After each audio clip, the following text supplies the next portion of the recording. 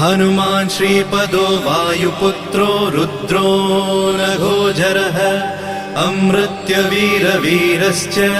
ग्रामवासो जनाश्रयः धनदो निर्गुणः शूरो वीरो निधिपतिर्मुनिः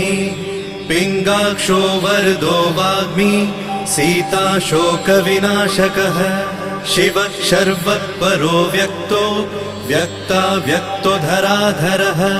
पिङ्गकेशः पिङ्गरोमा श्रुतिगम्यः सनातनः अनादिर्भगवान् देवो विश्वहेतुर्जनाश्रयः